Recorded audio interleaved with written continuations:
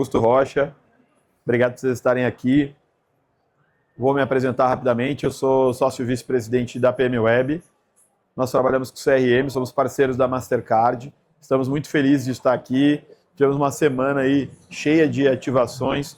Ontem tivemos uma oportunidade incrível de fazer um evento no espaço da Mastercard. Se vocês não conhecem, quem aqui é de São Paulo, eles têm um restaurante no Shopping Light, no centro, chamado Notier, do chefe Onildo Rocha, que, na minha opinião, é um dos melhores restaurantes que tem no Brasil. E é um presente para São Paulo, então não perco a oportunidade de estar lá. Mas eu vim aqui falar sobre um assunto bem provocativo, que é parar de fazer barulho e começar a fazer sentido. Por favor, fiquem à vontade, está começando agora. O que a gente nota, e aí eu olho facilmente, a gente pode olhar em volta aqui, uma série de alternativas de soluções para vocês gastarem dinheiro novo para atrair cliente para dentro do e-commerce de vocês. E aí fica aquela pergunta, faz sentido a gente continuar gastando todos os dias um novo dinheiro para trazer clientes que talvez já deveriam ser nossos clientes? Será que a gente está conseguindo utilizar as ferramentas de tecnologia disponíveis para quando essa pessoa entra em contato com a nossa marca, a gente conseguir converter ela? Ou a gente vai ficar parecendo um ratinho andando em círculo sem conseguir gerar conversão e apenas gastando cada vez mais dinheiro para fazer a mesma venda? O que a gente nota em vários clientes, e a gente atende essas marcas que estão aí na tela, é que muitas vezes as pessoas estão gastando cada vez mais dinheiro para fazer a mesma venda. E aí a pergunta é, para quem que faz sentido essa conta? Será que o acionista da nossa empresa está feliz com todo esse dinheiro que a gente está gastando para fazer a mesma venda? Ou será que a gente acabou entrando numa engrenagem que eu tenho que gastar dinheiro no TikTok, eu tenho que gastar dinheiro no Google, eu tenho que gastar dinheiro na Meta, eu tenho que gastar dinheiro... E aí, para falar com o cliente que já era meu. E é essa a nossa conversa aqui.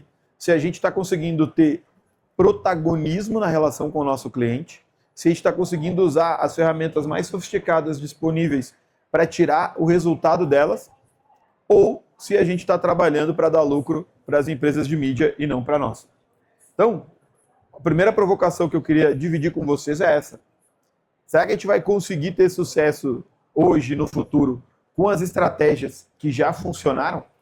Porque quem aqui tem um pouco mais de experiência nesse mundo do e-commerce, quando a gente começou essa jornada, existiu um mito, que é muito barato vender pela internet. Era muito barato fazer um anúncio patrocinado. Tudo era muito barato. Tá aqui o Gustavo que não me deixa mentir. Quando ele começou a vender vinho pela internet, provavelmente o custo do clique era centavos. Hoje, quanto é que é um custo por clique de uma venda nova? A gente está falando do quê? 2, 3, 1 clique. Quantos cliques a gente precisa para o cara fazer uma venda? 5, 10? Está falando R$20 para fazer uma venda. O ticket médio a gente deve estar falando do quê? R$100? 120? Mais, que ele só vende vinho bom. Mas o que mais vende deve ser um ticket mais baixo. Então a gente está falando de chegar em 20, 30% às vezes do preço de um produto para fazer a primeira venda. Só que aí, se essa é a primeira venda, qual que é o nosso papel utilizando as ferramentas que a gente tem hoje? É conseguir fazer com que esse cliente compre de novo sem eu ter que gastar esses 20, 30 reais. O problema é que muitas vezes se incorporou esse custo da venda dentro do que a gente lá no PNL lá vai botar como CMV, é o custo médio de venda. Só que se ele é um custo médio de venda, ele não é um custo de aquisição de cliente, porque tu nunca vai adquirir um cliente que não é teu, que tu sempre vai ter que pagar de novo para fazer uma venda para o mesmo cliente. Então, o que a gente tem que entender é que não é ausência de tecnologia. Gente, nós estamos no stand da Mastercard. Quando vocês fecham o olho e pensam em marcas, provavelmente vocês vão ver a Mastercard na cabeça de vocês de olho fechado. A gente tem disposição aqui, uma das tecnologias que eu sou apaixonado, que é o Dynamic Yield, que imagina, o Dynamic Yield era uma solução de Israel, comprado pelo McDonald's, serviu para o McDonald's personalizar toda a lógica de cardápio deles no drive-thru nos Estados Unidos, que é 50% da venda deles, e hoje qualquer um de vocês podem ter no e-commerce de vocês, no varejo de vocês, essa mesma tecnologia. E ela vai ter a inteligência artificial generativa, está disponível na C&A, dá para ver naquela tela ali, que é tu fazer um diálogo e tu conseguir trazer tudo que tu tem no teu e-commerce disponível. Você tem esse nível de tecnologia disponível. E mesmo assim, a solução acaba sendo o quê? Gastar mais anúncio para trazer mais audiência, caindo a conversão. Hoje é dia 31. Quem tá aqui eu sei que bateu meta. Mas cadeiras vagas aqui é de quem não bateu meta e está no escritório. Provavelmente o cara deve estar ligando lá e dizendo, cara, será que a gente não consegue liberar um pouquinho mais de verba? Eu estou vendo aqui, a gente tem crédito no Google, dá para a gente botar o pé um pouco mais profundo para a gente buscar a meta de hoje. Em que momento a gente incorporou a tese que esse é o caminho único para ser trilhado? Provavelmente conversando com a galera de performance. Eu passei na frente de um stand ali que o nome do cara era Rei do Tráfego. Eu fiquei pensando, é quase o rei do tráfico, né, cara? Que é tráfico de audiência de um lado para o outro e o cara fica viciado e aí vem a próxima onda que tá aqui o TikTok Shop. Conversando com quem está usando o TikTok Shop fora do Brasil, virou um outro vício, é mais um marketplace, é mais um marketplace. E aí o marketplace ele parece um negócio bom, quando tu paga 5%. Só que vira 15%, vira 20%, vira 30% como é no iFood. Vai no restaurante perguntar se o cara está feliz. Mas o que o iFood tem que o cara não tem? Cliente. O cara não é cliente do restaurante. O cara virou cliente do iFood. Ele vai para o iFood e descobriu o que ele vai comer. Tá, mas para os meus amigos lá que fazem morango do amor, lá em Canoas, onde eu moro, é maravilhoso, porque ele bota o preço do morango do amor, azar, ele vende pelo iFood, está tudo certo. Mas e para quem tem uma rede de restaurante há 50 anos, tem uma marca, tem toda uma história construída? Em que momento ele parou de dar o protagonismo na construção da geração de cliente? Por isso, que uma das crenças que a gente tem, e quando a gente fala que é para parar de fazer barulho e começar a fazer sentido, o que a gente quer dizer é, se você acredita que você está no negócio de vender produtos, desculpa, já era. Dificilmente você vai conseguir concorrer com o Mercado Livre, que é o dominador no nosso mercado, com a Shopee, que já está em segundo lugar, com a Magalu, que consegue ter o único brasileiro nesse top 5, com a Amazon, que vem colocando cada vez mais dinheiro, e os 5 primeiros que eu falei é tudo marketplace, e os outros 5 também são marketplace. A Zia estava no palco principal ali, falando sobre o e-commerce. 50% do e-commerce no planeta acontece na China, em apenas 6 plataformas de marketplace diferentes. Se você não entendeu que o seu negócio é fazer cliente, gerar relacionamento, melhorar a experiência dele do seu canal, conseguir fazer tudo isso, você não está no negócio que vai te levar para frente. Ou você vai para o caminho da indústria, e mesmo do caminho da indústria, não está fácil. O que a gente entende como medida de sucesso é conseguir fazer com que o cliente volte. Há uns 10 anos, Carol, a gente veio aqui para o fórum e a gente fez toda uma comunicação que falava sobre o efeito da segunda venda. 10 anos depois, a gente continua tendo que dizer a mesma coisa. A gente não é medido pela primeira venda. Essa primeira venda, a gente comprou ela. A gente tem que conseguir trazer dados, ter um método, orquestrar a comunicação, usar tecnologia para personalização, para a gente conseguir fazer a segunda venda. Por que eu falo da segunda venda? Porque essa segunda venda é a venda que eu não paguei para alguém falar com o cliente para ela acontecer. Ela pode acontecer infinitas vezes, mas toda vez que tu está pagando para que o cara compre de ti, é a primeira venda. Então a gente não consegue chegar nesse efeito da segunda venda, porque a gente fica sempre preso na primeira venda. E aí quando a gente chega no caminho da personalização, a gente tem um desafio. E esse desafio é o seguinte: todo mundo que está com o celular na mão, abre o Instagram. Todos vocês, ou o TikTok, ou o Quai, aonde vocês gastam o tempo que vocês podiam estar fazendo algo mais produtivo. Assim como eu. Tá? Eu estou junto com vocês. Todo mundo gasta 1 hora desnecessária do dia, alguns 3 horas. Né? Mas vocês vão ver um conteúdo que é 100% personalizado para cada um de vocês. Aí se tu abre o aplicativo do banco de vocês, e se todos nós aqui tivermos o mesmo banco, o aplicativo vai ser igual. Ele não vai ter a capacidade de se personalizar. Então, quem está tirando o tempo de vocês, trata o tempo de vocês com mais cuidado do que quem está cuidando do dinheiro de vocês. E a pergunta é, faz sentido eu ter um ambiente igual para todo mundo? Obviamente que não. Porque a personalização, ela não é uma tendência. Se você não está conseguindo fazer no seu negócio, é uma pendência. E você tem que atacar ela o mais rápido possível. Porque não dá para eu chegar no site do Gustavo para comprar vinho e ter o mesmo vinho que eu comprava dele há 15 anos atrás, que eu gastava R$20 por garrafa. Só que ele tem que ter o vinho do cara que nunca entrou. E a vida só fica mais difícil, gente. Não é meu papel facilitar a vida de vocês. Isso, né, é o papel do guru. O meu é dar real e falar que cada vez vai ser mais difícil e a gente vai ter que ser um profissional melhor. Quando a gente olha qual que é a preocupação dos profissionais que estão sentados tomando decisão, é conseguir personalizar. É a principal, está lá em cima. Conseguir ter uma visão única do cliente.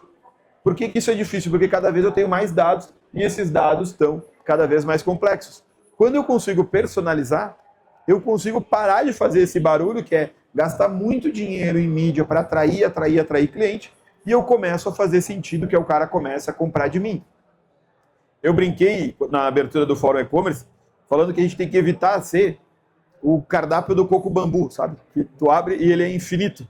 Mas no fim é só camarão, creme de leite, né? Mas é infinito de opções. Se a gente consegue levar o cliente para onde eu quero, para onde ele está buscando, fica tudo mais fácil. E aí onde é que entra a nossa responsabilidade? A partir do momento que esse cliente transaciona comigo, eu tenho o dever de conseguir levar ele para as próximas etapas do ciclo de vida dele com a minha marca, para que a gente continue tendo um relacionamento consistente. E aí veio mais uma provocação, que é cuidar dos clientes enquanto eles ainda são nossos. Porque não faltam para nós, e a PMWeb é líder em CRM no Brasil e na América Latina, chegar as marcas para nós pedindo o seguinte, eu quero diminuir o meu churn, né? Eu estou perdendo muitos clientes. E aí a provocação que eu faço é, mas precisa esperar perder? Não dá para cuidar dele antes? Não dá para eu olhar e entender que dentro daquela jornada tem um espaço para eu reconquistar aquele cliente? A gente tem um case bacana com a Shell, que é o Shell Box. Não sei se vocês usam aqui, senão deveriam estar usando. O Shell Box, inclusive, usa uma solução da Mastercard de fidelidade. Lá, quando a gente nota que o cliente está há um tempo sem abastecer, eu, de forma automática, lanço para esse cliente o cupom. Mas aí tu não está comprando esse cara de novo? Tô. Só que ao invés de gastar esse dinheiro na mídia, pagando um clique, que é os R$2 aqui, que se for mais de um clique, quando é uma mídia segmentada é mais caro, eu dou R$7, R$8, R$10, para ele gastar onde? Comigo. Então, ao invés de eu pegar o meu dinheiro novo, botar no Google e na Meta para falar com um cara que já é meu cliente, eu coloco esse dinheiro para rodar dentro da minha engrenagem e mando ele de volta para a minha estrutura. Eu estou pegando o mesmo dinheiro, só que ao invés de jogar para fora, eu jogo para dentro. Isso faz com que a gente consiga criar uma engrenagem altamente sofisticada e monitore se esse cliente está voltando a transacionar comigo. Bom, mais alguém gastou dinheiro com mídia.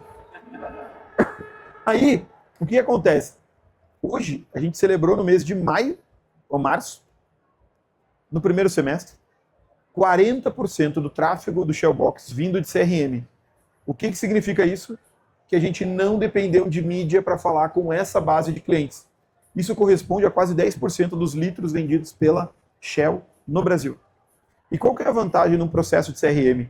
Nesse processo de CRM eu consigo conversar com esse cliente, e ao conversar com esse cliente, eu consigo falar para ele que melhor do que ele usar a gasolina comum, é ele usar a V-Power, a mesma da Fórmula 1. E aí, quando ele usa a V-Power, ele gera o que para nós? Margem. E aí eu consigo dar lucro. Então imagina que eu podia estar numa estratégia de fazer barulho, anunciar e esperar conversão. Só que isso não faz mais sentido. O que eu faço? Eu olho para os meus dados, olho para os meus clientes, entendo o comportamento de compra, cuido deles enquanto eles estão na minha base, crio estratégias de relacionamento que são automatizadas para que ele vá lá e consuma de mim e continue tendo a frequência que eu preciso.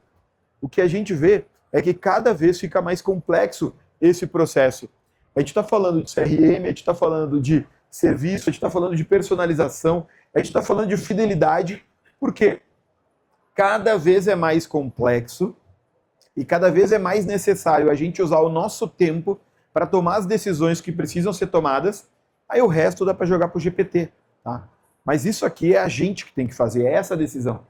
E uma das coisas que a gente tem que assumir é não transferir a complexidade para o nosso cliente. Quer ver uma coisa que é muito comum da gente perder cliente? O cara compra na internet, vai na loja devolver e ele ouve aquela mensagem que ele tem que ir nos correios. Aí pensa só, toda vez que o rei do tráfego, né, imagino que ele deve saber que o primeiro investimento em tráfego que o varejo faz é o aluguel. Porque tu escolhe um lugar que os clientes vão passar na frente e vão só que tu tá pagando um aluguel de shopping, que não é barato. O cliente comprou da tua marca. Ele vai até o shopping, ele entra na tua loja.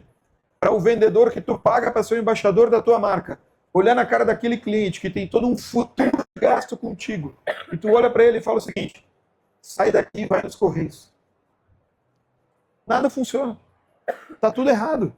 E a culpa é de quem? A culpa é do mercado e da plataforma do marketplace que está vendendo mais barato. Não, a culpa é tua. Para vocês terem uma noção, eu trouxe esse dado aqui que é da Forrester, que ele explica um pouco como é que funciona essa complexidade para colocar o cliente no centro. Porque é muito fácil eu chegar aqui e falar: gente, agora tem que colocar o cliente no centro. Aí eu vou embora, o problema é de vocês. O que tem que ser feito? Eu tenho que conseguir construir uma engrenagem que tenha marketing, experiência do cliente, o digital e a tecnologia, e quando elas trabalham juntas, elas vão gerar crescimento. Quando a gente olha para a mudança, por que vai ficando mais complexo? Porque antes o que era uma campanha tem que virar uma jornada automatizada. O que antes era dado fragmentado, hoje tem que ser organizado para virar o perfil do consumidor. O que antes era um processo manual, precisa ser automatizado. Tá, mas daí vocês devem estar pensando: pô, mas isso aí para mim, será que é a minha realidade? Se não for, meu amigo, então você vai estar fora do mercado em pouco tempo. Ah, mas tu está sendo pessimista. Tô. Porque quando a gente vinha no fórum e-commerce aqui, há 5 anos atrás, não era a dominação de mercado que tinha hoje. A gente andou no fórum e-commerce lá em 2014 e a B2W tinha 66% de mercado. Americana, Submarina e Shoptime. Passou o tempo, o mercado ficou pulverizado, agora concentrou, está na mão do Mercado Livre, Shopee, Magalu, Amazon. Vocês entendem que a gente passou por esse tempo, aí todo mundo tinha e-commerce e acabou virando vendedor de marketplace. Qual o problema do marketplace? O marketplace, ele não toma o Ozempic. Cada vez ele tem mais fome. Cada vez é mais fome. A taxa só cresce. Vocês já viram um marketplace ligar para vocês e falar que diminuiu a taxa? Isso nunca vai acontecer. Quando é que acontece isso? Agora, quando vai entrar o concorrente do iFood. Os chineses lá, eles estão oferecendo uma taxa menor. 99 estão oferecendo uma taxa menor. Para quê? Para comprar mercado. Se o cara conquistar o mercado, o que vai acontecer? Ele aumenta a taxa de novo. E o que a gente não fez? A gente não fez o nosso trabalho e conquistou o nosso cliente. Quando a gente bota aqui uma timeline, a gente é velho, né? Então, imagina, a gente nasceu ali em 96 na web. Vamos fazer 30 anos no ano que vem. A gente viu isso tudo acontecer, né? Podemos dizer que quando a gente chegou aqui era tudo mato, né? Ali onde é o AI, né? Ainda era só o www. O que acontece? Foi ficando complexo no desenvolvimento das ferramentas de marketing e tecnologia. Por quê? Porque cada vez fica mais caro falar com o cliente. E como é mais caro, tem mais dinheiro no mercado. E a gente precisa ser mais sofisticado para conseguir conversar com esse cara. Resumindo, o cliente, a estratégia, a experiência, ele tem que estar orientado ao cliente, entendendo todos esses fatores que se transformam.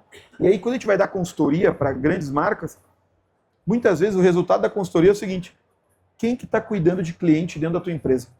Quem que é o responsável? Porque tu já viu que tem um responsável por Google na empresa e não tem um responsável por cliente? Tu tem um cara responsável por gastar, mas tu não tem um cara responsável por cuidar de quem compra. Não me parece fazer sentido. Mas é o que a gente faz. Porque a gente acaba repetindo um padrão orientado a gerar dinheiro para poucas empresas e muitas vezes não é a nossa. O que a gente entende é que esse futuro de hiperpersonalização, ele já é o presente. Todas as plataformas que vocês gastam tempo e, por consequência, vocês gastam dinheiro, são plataformas que estão conseguindo personalizar a experiência de vocês para que vocês ali permaneçam. Vocês conseguem fazer isso na estrutura de vocês hoje? Se não, por que essa não é a principal preocupação de vocês? Por que a preocupação é só jogar mais gente no ambiente que vende? Essa é uma pergunta que tem que estar na nossa cabeça. E aí, eu faço algumas reflexões para a gente enxergar se a gente está organizado do ponto de vista de organograma e principalmente de cargos dentro da nossa empresa de uma maneira que faz sentido. Eu estou tratando as pessoas como eu gostaria de ser tratado ou como elas gostariam de ser tratadas. Eu estou dando opção para as pessoas pagar? Eu estou tendo um checkout em um clique ou eu estou obrigando o cara a botar todos os dados para ele fazer a venda no meu site? Quantas vezes vocês, como consumidores, desistiram de fazer um processo de compra na hora do pagamento e tiveram o segundo pensamento assim, ó, foda-se, vou comprar no Mercado Livre. É só eu que penso isso? Eu acabo comprando na Amazon, porque eu tenho o Amazon Prime. Vocês se deram conta que a Amazon entrou na minha casa pela televisão? E aí eu tenho entrega grátis? E aí toda vez que eu vou comprar uma coisa eu penso o quê? Ah, eu tenho entrega grátis na Amazon, vou ver se tem lá. Pimba, tomou 15% do marketplace. Tu podia estar vendendo direto. Mas daí tu conquistou o cara e na hora do checkout, o checkout é ruim. Não tem um one-click. É difícil? Cara, eu não vim aqui dizendo que era fácil. E sim que era para fazer sentido. Então, cuidar dos clientes enquanto eles ainda estão nossos é fundamental, porque essa nossa proximidade com o cliente vai gerar oportunidade. Qual é a relação que eu estou construindo com a minha base? Eu estou conversando com ele só quando eu quero, só para vender, ou eu estou entregando o que ele está buscando?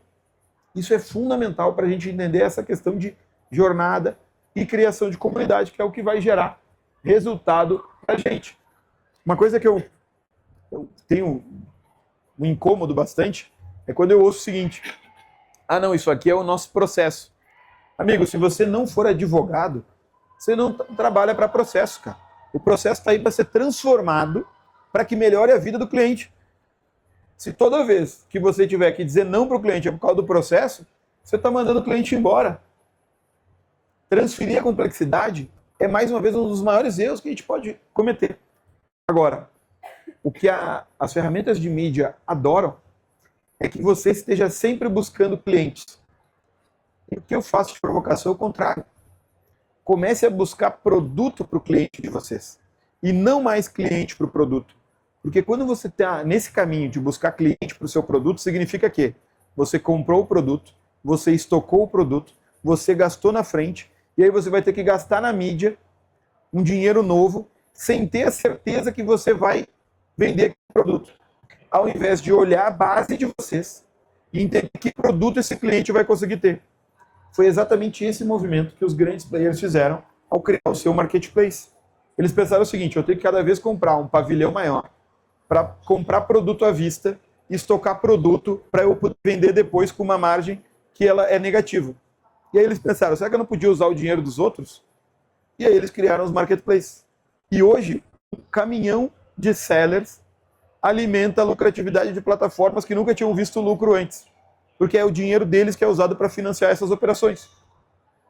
Com base nessa lógica, se vocês atingem o ponto de consciência de saber que vocês financiam o lucro do Google, o lucro do TikTok, o lucro dos marketplaces, será que não é hora de vocês trabalharem para gerar o lucro de vocês?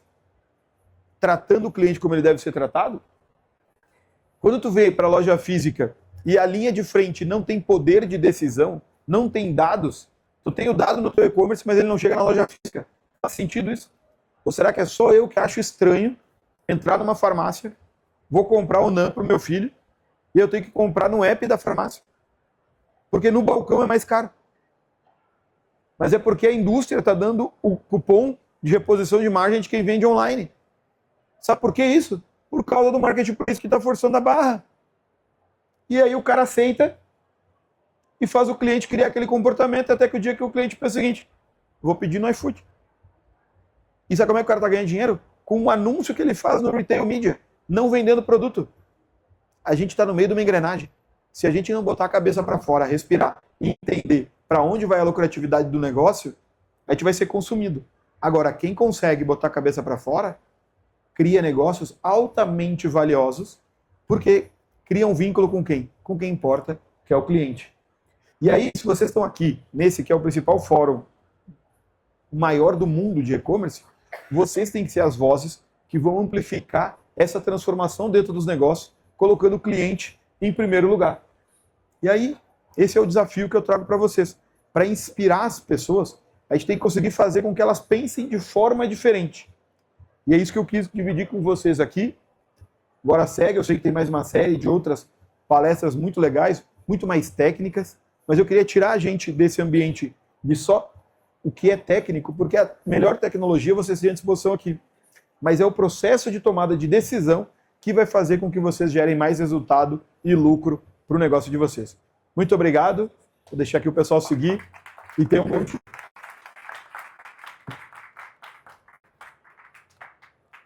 Obrigado.